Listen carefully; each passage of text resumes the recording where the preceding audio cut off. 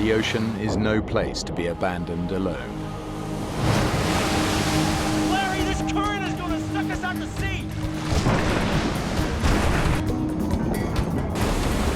This is the true story of two friends whose island-hopping adventure becomes a fight for survival. Saul! Now one of them has to make the most difficult decision of his life.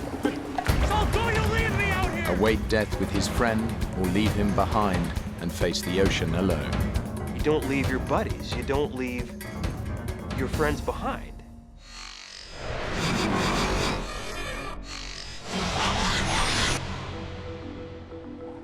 The San Juan Islands in America's Pacific Northwest. It's a sea kayaking mecca. But every year, these waters claim the life of at least one sea kayaker. It's 3:45, folks, the end of a beautiful November day. But winter is on its way, so plan your weekend accordingly. The sea kayaking season is over, but endurance athlete Saul Kinderis wants to conquer the San Juans. Hey, Larry, it's Saul. Where are you, man? Get here. Saul and his track teammate from college, Larry Kaiser, are regular weekend warriors, but they've never kayaked together before. Plan is to hit Strawberry Island, and after that hit Doe Bay, a 60s resort. It's got 2 hot tubs, 1 cold tub, clothing optional, which generally speaking means nobody wears a stitch. The goal was to head there and take her clothes off and hit on women, basically. I mean, that was the goal.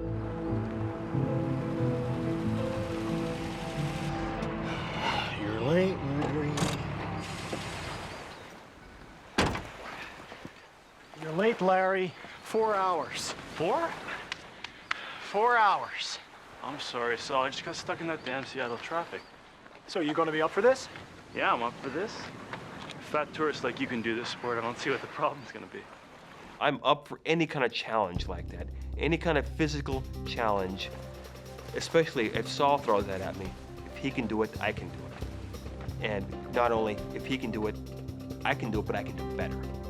Yeah, competitive would probably be a defining and describing characteristic. We tended to compete in almost anything. Chop, chop, Larry. It's that kind of relationship that kind of got us in trouble here in this situation. Hurry up, you slug. Get down here. Because Larry is late, they set out at night, something that even the most experienced kayaker wouldn't do, especially in winter. Women friends of mine would call it, we had a severe case of testosterone poisoning. And, the brain quits working because you just want to go. Slide you out. You hit the water, put your weight on the paddle, okay? I'm gonna kick your butt, you know that. Put your weight on the paddle. It was unnerving setting out at night. People die every year kayaking in the San Juans. But that danger is exciting. It's a thrill. I'm thinking I'm invincible. We have a winner! Larry and Saul are paddling off the coast of America's Washington state into the heart of the 176 islands that make up the San Juans. They're crossing a notoriously dangerous stretch of water, the Rosario Strait, on the way to their first destination, Strawberry Island. They need to cross quickly. Soon the tide will turn, making it virtually impossible to land on the far side. I keep going to the left. Huh? I keep going to the left. Yeah, well, adjust your rudder. The rudder? Yeah, with your foot pedals, you know? Foot pedals? What are your feet touching? Nothing. Nothing, are you sure? Yeah, I said nothing. Well, actually, if I stretch out my left Oh, Larry, foot, heck, did you even adjust the foot pedals? Everybody adjusts their foot pedals before setting off. Yeah, I did. They just must have come loose or something. I'm just kind of trying to fake it. And that's the first time I'd set my ass in a kayak. I'd never been in one before. It started to dawn on me that Larry is faking the expertise on the kayaking. That's when I started to figure, okay, we've gone from a trip to an adventure. You know, looking back, I'm thinking, what the hell was I doing? What was I thinking? What sane and reasonable person would cut across a channel at night, the first time in a boat. So not only were we doing my first winter trip, we were doing a nighttime crossing, and we were enduring a storm. So anybody that would have known us would have known, you know, that was really stupid.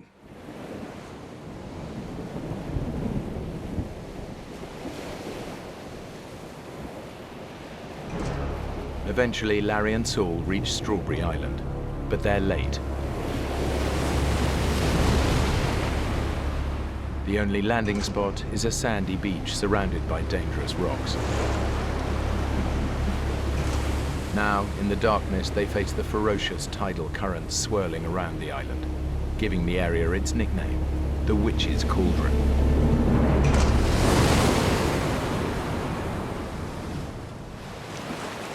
We're here. Witch's Cauldron. What? Strawberry Island is dead ahead. Where? Up ahead, can you hear it? Saul, all I hear is thrashing waves. Waves are smashing and crashing on the rocks up there. The wind is picking up. It's hard to hear. And it's just looking pretty nasty up there, too. And I'm just thinking, well, this doesn't look fun. This is the plan. There is only one beach on this island, only one slot in between the rocks. We can't miss that slot. I'll paddle in first. When I land on the beach, I'll wave my flashlight. That's your signal. We're gonna land on that. Aim for the flashlight and paddle hard. You got it? Larry, you got it! Yeah, aim for the flashlight.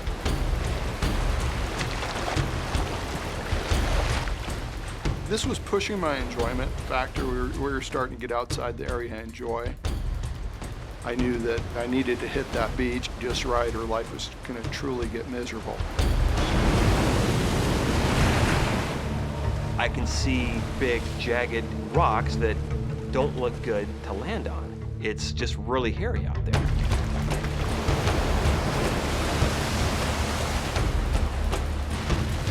The flashlight I have, you know, it's just not that bright. I see the rocks in front of me, and all I'm thinking is, oh, shoot.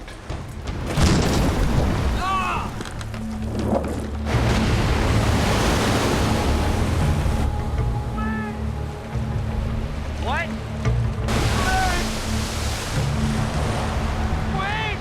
I hear him yelling. I can't tell what he's doing. I'm just like, what? You know, what? What are you saying? I can't hear what you're saying. Larry sees my headlamp kind of waving around a little bit, and so he's figuring I must be waving him in.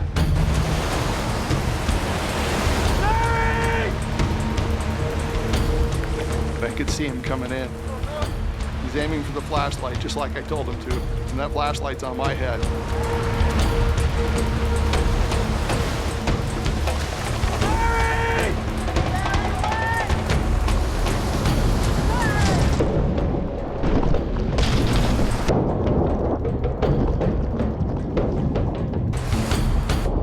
The waves are smashing our boats on top of us and on top of the rocks.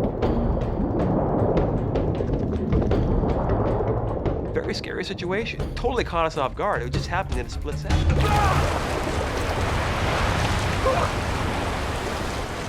okay? What the hell was that? You tell me that! We crashed! We crashed! Get me the hell out of here! They gotta reach those boats. You really need the boat. Yes! We need them! Or we're dead! We just get the hell out of here. You don't get it, do you? We're not gonna get out of here! If we don't get there! Look at our land! Get out!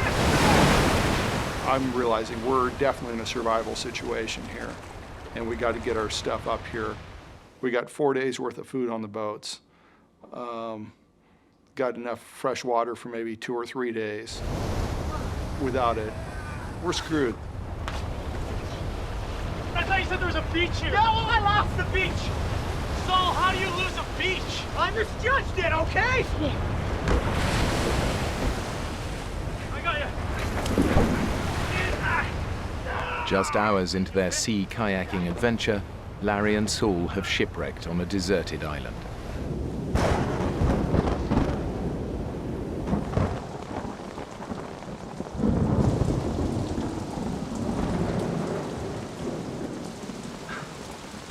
I'm looking forward to getting warm. We could have been killed, but we weren't. As much as Saul and I both seek out these fun, dangerous, athletic situations, we don't have a death wish.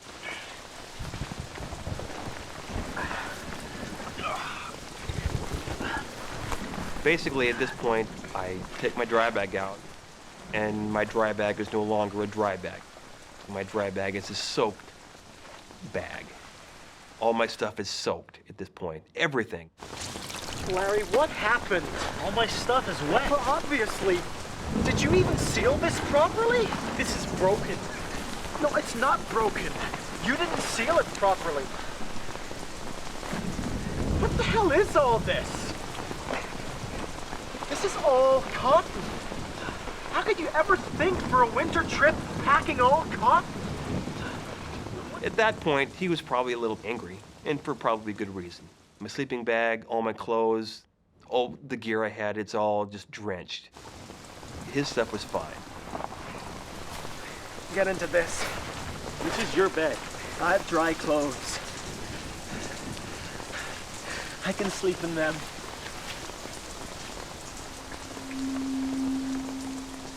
Saul knows that in the cold and the wet, Larry's cotton clothes and his sleeping bag will take days to dry. By that point, I truly realized that my assumptions weren't correct on his level of preparedness. I'm the guide on this trip, and Larry was going to more or less along for the trip. If I got in trouble, he wasn't going to be able to help me because we were so far out of his element. And then I'd snuggle up against the outside of his sleeping bag. Guys, especially in your 20s, you're going to go damn near hypothermic before you'll cuddle up with another guy. He kept trying to nuzzle up to me. He was cold, and I'd get away, Saul. You know, what are you doing? You know, just keep... Throughout the night, he kept getting closer and closer, and I kept going farther and farther over this edge of the tent. I like Saul, but I don't like him that much. Larry, I am cold. You move one more time, I'm climbing in there with your naked butt. Got it?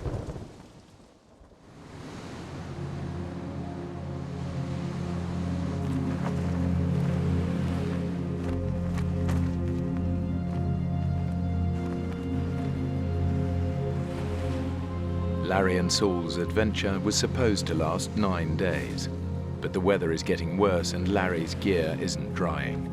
So Saul makes a decision. I've rapidly realized the trip I planned isn't within our reach. Not for the two of us together. It's not going to work. It just wouldn't be a prudent thing to do.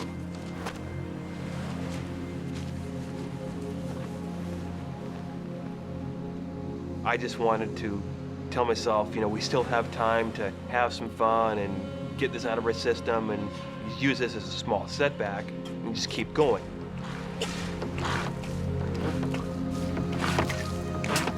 So we're still going to Doe Bay then? The trip is over. Your stuff won't dry. One of us will end up hypothermic. So the crash last night was totally my fault, had nothing to do with you. Larry, man, we're bagging it. I agree. Hey, do I get a say in this? Because I agree with you. Start to pack your stuff up. We're leaving. The trip is screwed at this point. But he's the boss. He's the leader. Saul is the expedition leader. That's how he always is. He likes being in charge. Did you seal your dry bag? Yes, I did, Daddy. Okay. Boat's in water. Hey, Saul, I really think I gotta take a number 2. Yeah, there's a tide window. I'm not missing it. The Nazi drill instructor was probably more what I'd become. Okay, I'm gonna give you 4 options, Larry. 4? I don't think I can count that high. Quit joking. Either you listen to me or you're on your own. Ooh. This is Strawberry Island now. This is Washington Park and our trucks. This is the Rosario Strait between us and home. Option 1. This island back here has a cabin. We knock on their door, ask for help. Option 2. We continue further to Orcas Island here. We stash the boats and take the ferry home. I'll get the boats another day. 3. This is the toughest option. We paddle back the way we came, 3 miles across the Rosario Strait. Now, I can do any of those, so you tell me which one you want to do. You don't tell somebody you've competed with all your life in a variety of sports that I can do any of these. Which one do you want to do? I can do any of those too, so. What's he going to pick? He's going to pick the toughest one. You just told him which one was the toughest, and then he picked it. Let's paddle back. You sure? Yeah, man, paddle back, bring it on. That was really stupid. What won out in the very end is the same thing that got us in trouble here. It's the same thing that's got us in trouble in other times. It's our competitive nature. If he can paddle across the channel, I can paddle across the channel. I can swim across it. I can cycle 150 miles if I want to. I can run a marathon. I don't care. He's the same way. But when we get us together, maybe we don't make the best decisions as a team. Larry and Saul are paddling into the jaws of an oncoming storm. Soon they will face 70-mile-an-hour gusts and a huge storm swell rolling in from the ocean. Let me do you, man. Looks pretty ugly. Yeah. Sure you're gonna be up for this? Yeah, I'm up for this. Are you up for this? We got 40 to 45 minutes to make this crossing before the current gets too strong. Yeah, I know. Paddle hard. I'm not an idiot.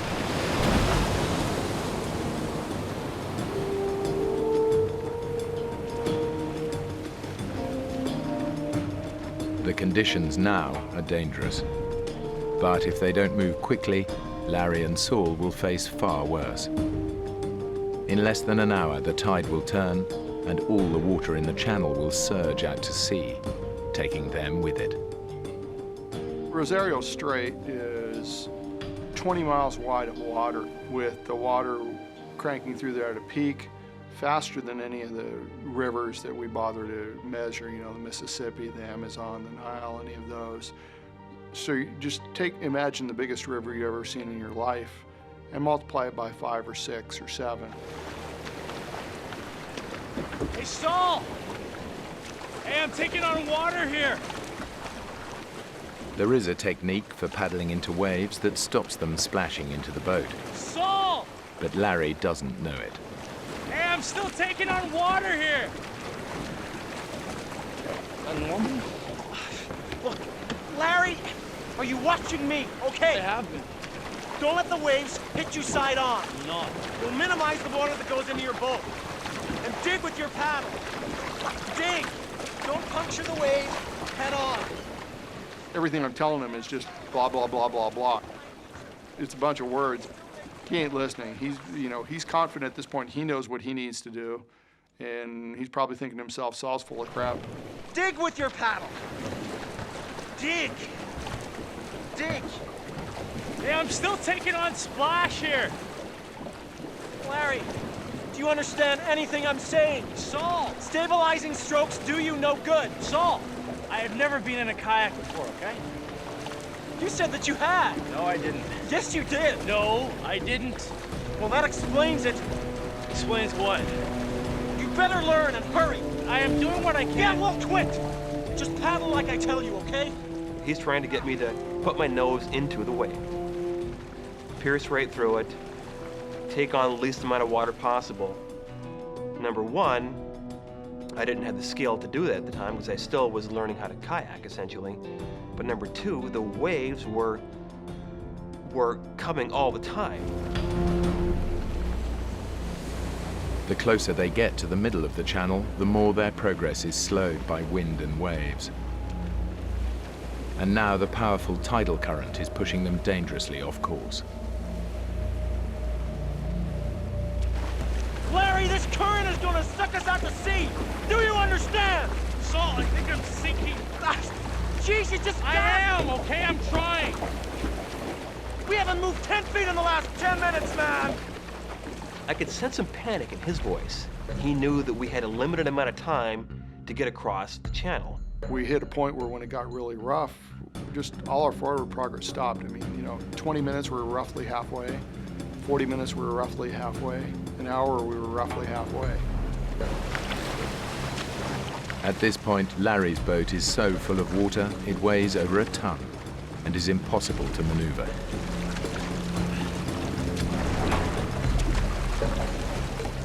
Larry, damn it, your shoulders are slack!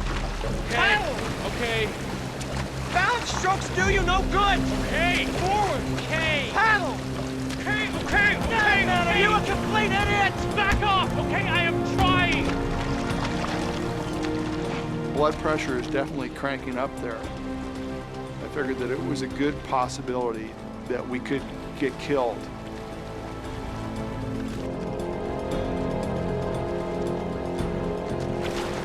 I was starting to have these doubts in my mind that we were going to be able to stick together. Your loyalty is to your friends, but then your first loyalty is to yourself. Soul, get the hell back here. You're slowly getting to this decision. It's not an easy decision to get to. Soul, wait up. The key for my survival and even his survival was that I make it to shore and get help. Soul. Soul. I need that pump. You need to bring me the pump. He's yelling something to me, I'm yelling back to him. I yell at him, I'm going to get help. I'm assuming he can hear me, he's probably assuming I can hear him. We really can't hear much of anything. I mean, the time I was so focused on the pump, I wasn't focusing in on the fact that he essentially was abandoning me.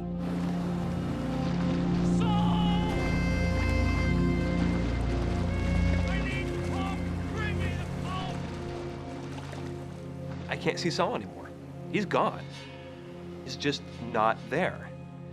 You don't leave your buddies. You don't leave your friends behind. I love the guy, but he left me.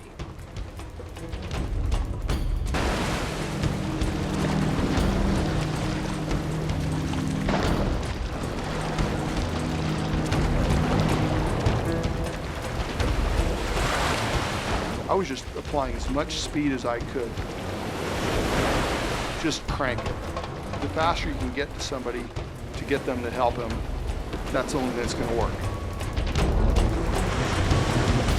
And I was getting more nervous because I've got this big phobia about being swept farther and farther towards the ocean. The ocean's very big.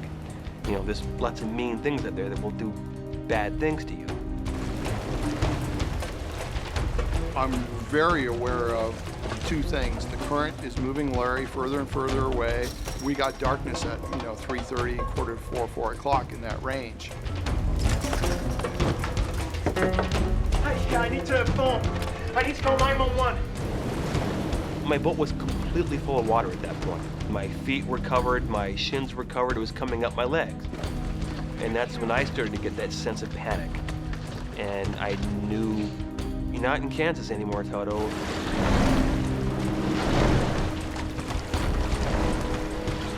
This big wave just cracks down and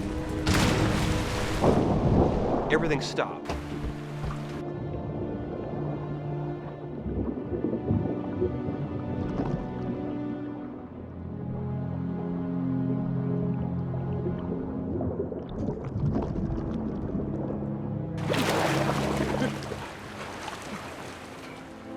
One moment I'm here in this boat full of water, and a second later I'm outside the boat treading water, just like that.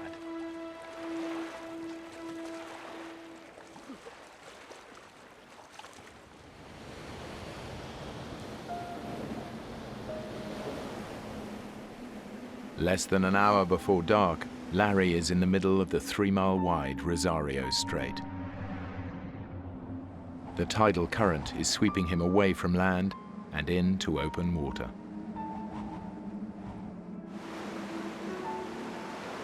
I'm in the water now. Not a fun feeling.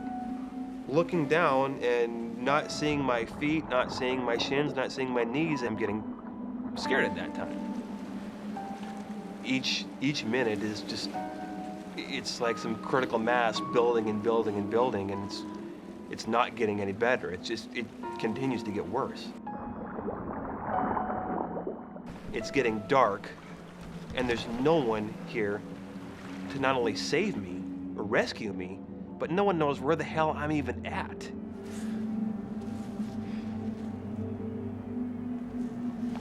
I'm starting to have some self-doubt. Did I make the right decision?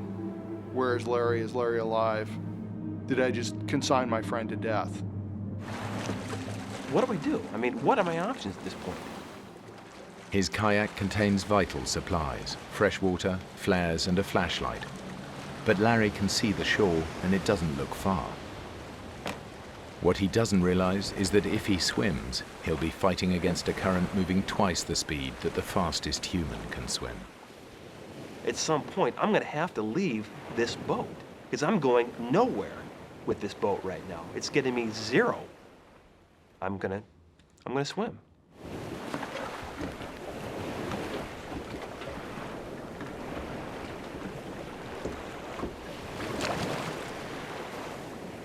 So I take off and leave the boat.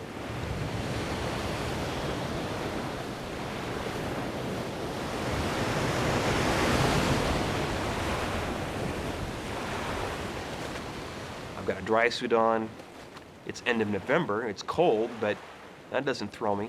I'm telling myself, I'm an athlete. I can do this. This is no big deal. It's just that Mother Nature and her little currents, they had a whole nother thing to say about that problem.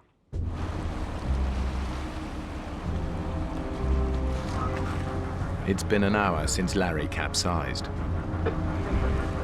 Now, a full-scale rescue operation is underway. But without the lights or flares from his kayak, Larry is all but invisible. I wish I would have grabbed the flashlight I had taped to the bow of my boat, which I didn't do. If I would have grabbed that flashlight, it probably would have been saved in half an hour.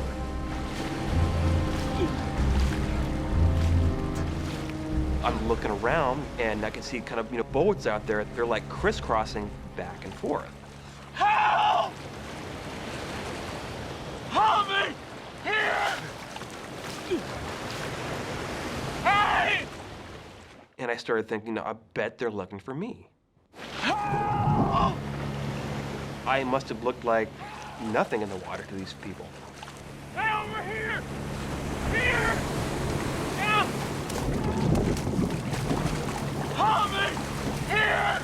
I'd go down on a swell and come up.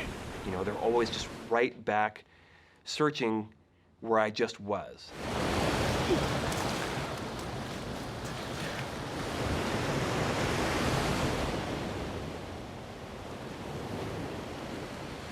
Not only was I a small person in a very big place, I was also a very vulnerable person in a very, very big place.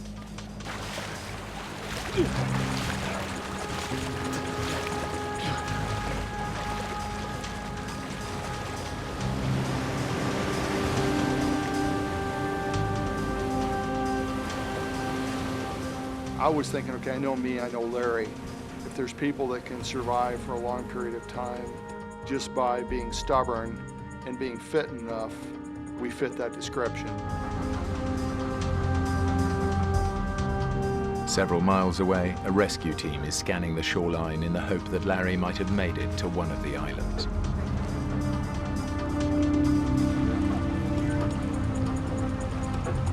Bravo 6, we have a visual on a red kayak on Burroughs Island. As soon as I heard that they were, that they'd spotted the kayak, it was just happiness. It was like, oh, great, Larry's fine.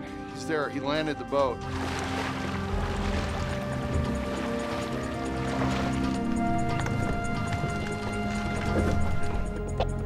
Is there a paddle with the boat? Affirmative. So he paddled it onto shore. Any gear with the boat? Negative. Empty. No sleeping bag, dry bag, nothing. Correct. The boat's empty. Great. He's on that island somewhere. What more clues could you need? I mean, paddles with the boat, sleeping bag's gone. The guy's alive. He's somewhere here in the bushes. Just got to find him. Yes! You've never seen somebody so excited in his life at this point. I'm happy. I'm going, good. This is a good time to call his parents and let them know what's going on. Mr. Kaiser? Yes, it's Saul Kandaris. Well, I don't know how to tell you this, but Larry, he's going to be okay. We think he's on an island somewhere, probably in the woods. The Coast Guard now concentrate on searching the island. But out to sea, Larry is still swimming hopelessly against the current. I'm in trouble. I'm being sucked with the current down a channel. I could head out to the Pacific here any time.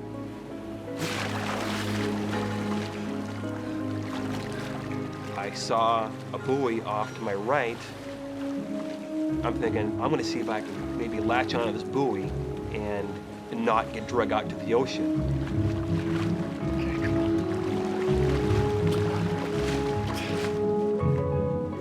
Kind of put my head down, I started swimming again. I started kind of cutting diagonally across to get to the buoy.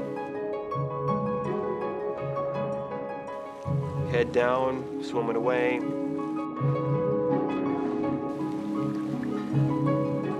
I'd look up to kind of see where I was going.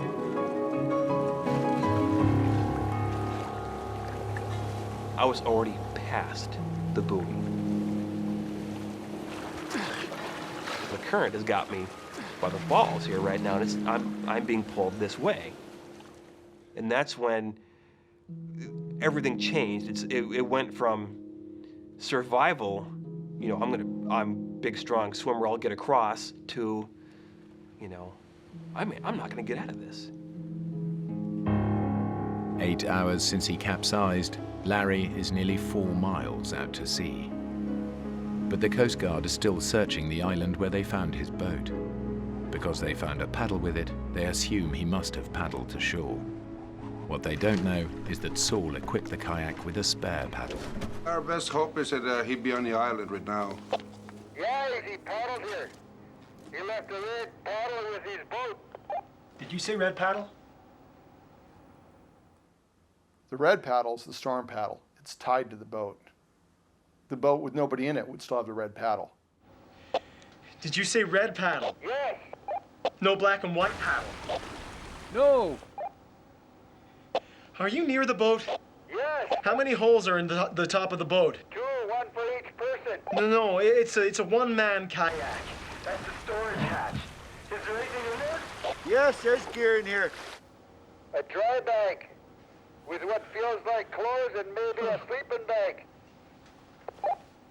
He's not on the island. Damn it! At this point, I'm really going, man, we're in trouble. I really screwed up. He's dead and we're gonna find the body. You realize that somebody that you're fairly close to is no longer here, and you're the one that killed him.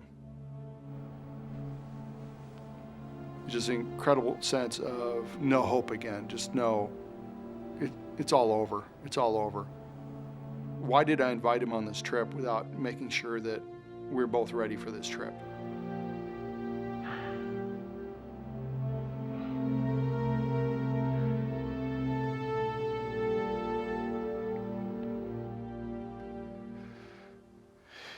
It's almost like saying, what the hell was I thinking?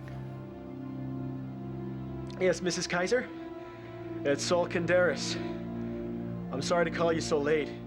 It was the hardest phone call I've ever made. It was nothing that in my life I'd ever expected myself to have to do was call somebody and say, hey, I just went out with your son and did something, and as a result of doing something, he's dead. You know, I took your son out, it was supposed to be fun. I got him killed. Shortly after midnight, the Coast Guard call off the search. They assume that in the morning, they will be looking for Larry's body.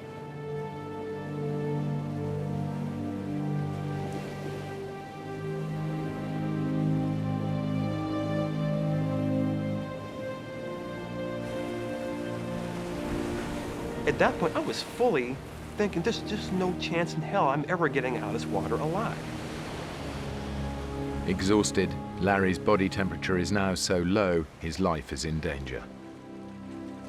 If he doesn't start swimming again to get warm, he'll die.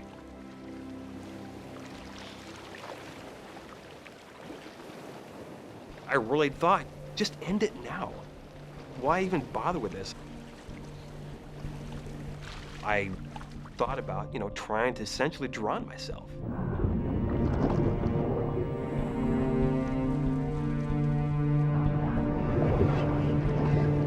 You think about weird stuff like that.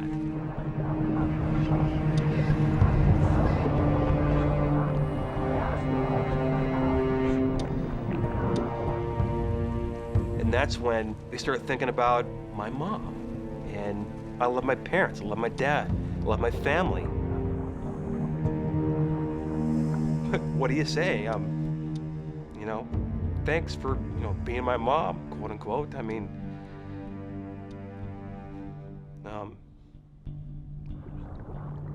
I was ready to die. It's not an issue. I didn't want them to feel that suffering and pain, though. And not know what happened to me.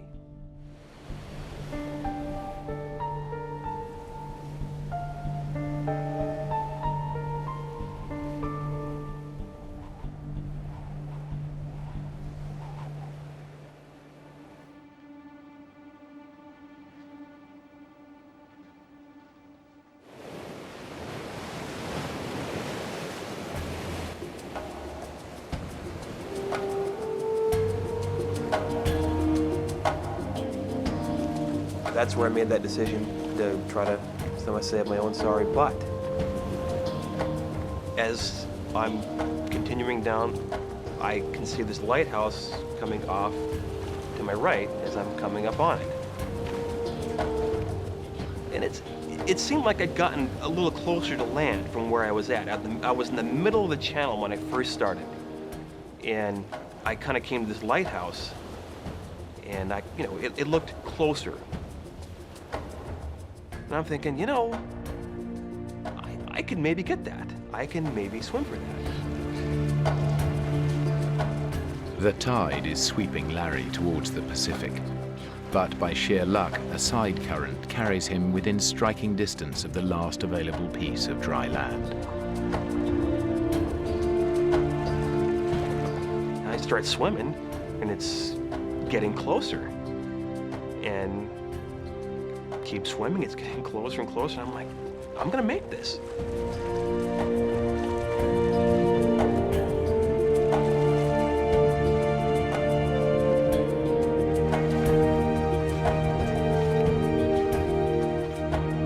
My God, thank you.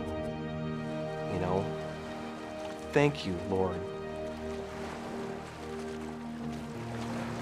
I come up onto shore, and there's this big rock right there, and I just swim up and put my arms around this rock.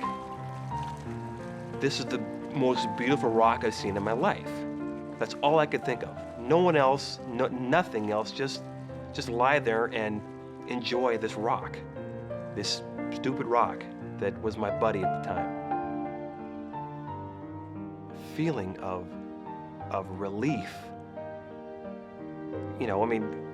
Everyone knows what relief is, but if you've ever been in a situation where it's literally life and death, and you feel that you've cheated death that one time, it doesn't get much sweeter than that.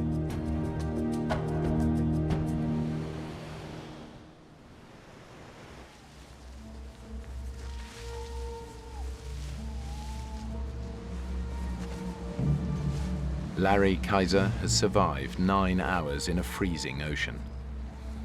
Now, exhausted and dehydrated, he faces an even more desperate fight to stay warm on land. I'm cold. It's dark. I have no idea where I'm at. I thought about what the hell is Saul doing right now? What's he thinking right now? What is this man thinking? Is he thinking that I'm dead? Is he thinking he killed me? Is he thinking he's responsible for killing me? The big difference between him and I is there's just not a chance in hell I would leave someone like that. I wouldn't do that, no matter what happens. If the person I'm with is going to die, I will die with them. 4 hours ago, the Coast Guard assumed Larry was dead and called off the search. Saul is haunted by his decision to leave his friend behind. It wasn't an easy decision to say, hey, I'm just going to leave Larry. It was a survival decision. The key for my survival and even his survival was that I make it to shore and get help. Mike?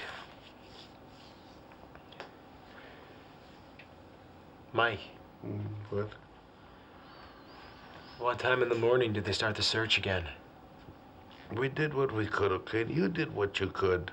Nobody's gonna blame you. What time? I don't know, probably first light, 5:15. Okay. Thanks, Mike.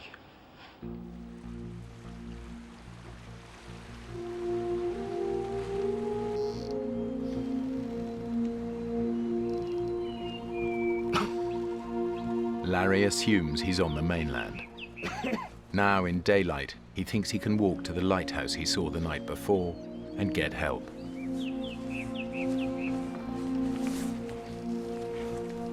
At that point, to me, in my mind, absolutely the worst was over.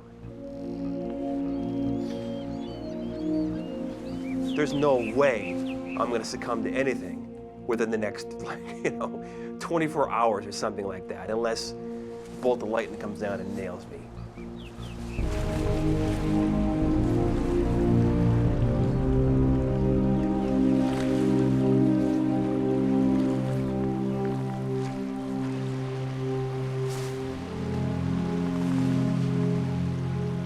I'm thinking, what is this? I'm on an island right now, and it's another mile across to get to land again. What's the first thing they tell you to do when you're lost? Tell you to stay put. I don't see any helicopters, I don't see any planes, I don't see anything. So I just figured they'd given me up for dead, and I'm on my own again.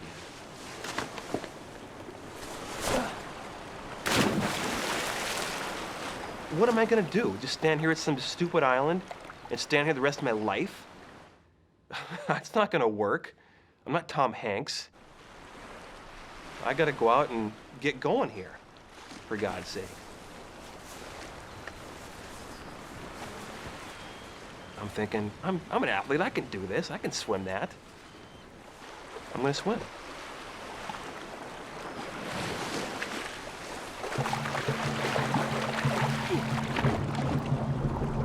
To reach the lighthouse, Larry faces another mile in freezing water. Already dehydrated and hypothermic, he will again be at the mercy of the area's lethal currents. I'm swimming across the water. I'm literally right in the middle. I stopped swimming, I turned around in the water, and there behind me, where I was standing for the previous hour, was this giant helicopter 50 feet up above the shore, right where I was standing. You've got to be kidding me. You have to be kidding me. This can't be happening.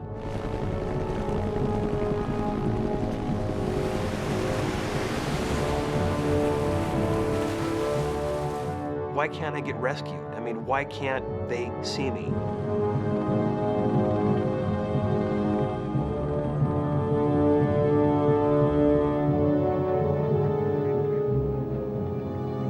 As time went by and we hadn't found Larry, I had more and more doubt as to whether or not I made the right decision.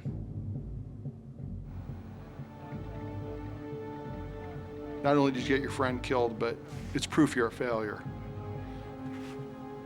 Can't you do anything right?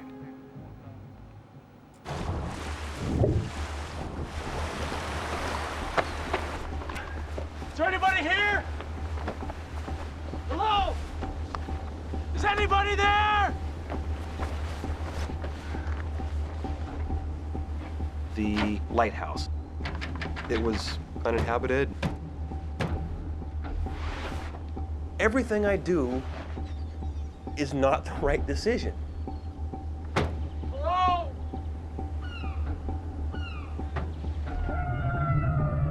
At that point, I felt like I was floating in a dream or a nightmare.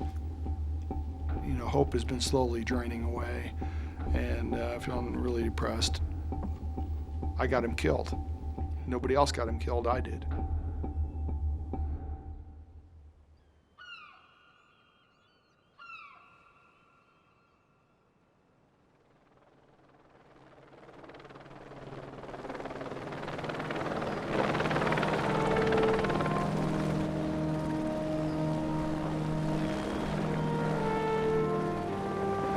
At 11:35 a.m., a rescue helicopter spots Larry and rushes him to the Ana Cortez Hospital ER.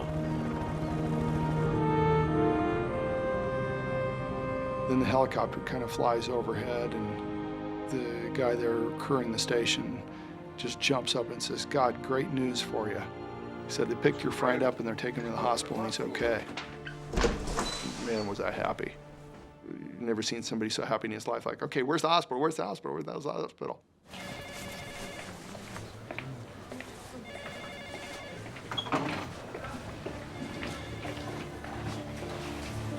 No, the zip's broken. I'm going to have to cut you.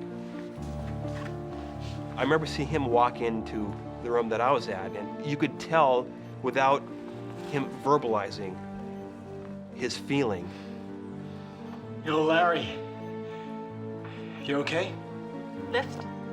Yes, Saul. I felt good having Saul there, but you don't leave your buddy. It's not correct. It's just not right to leave someone like that. You left me.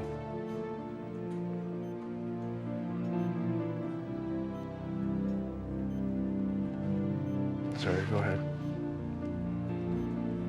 I'm just glad you're all right. Yeah, me too.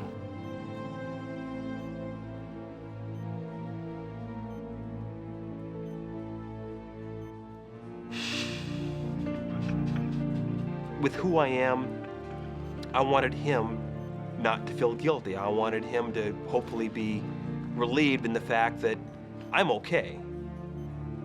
Do I hold a grudge against him for doing that? No, I don't. It's just one of those things, you know, it's like, yeah. The main thing I remember is being so happy to see him. It was like better than any Christmas present, is your buddy's still alive. 10 years after their misadventure, Saul and Larry remain friends and have even kayaked together in the San Juan Islands. But they never discuss what happened, nor can they agree if Saul's decision to leave his friend behind was the right thing to do.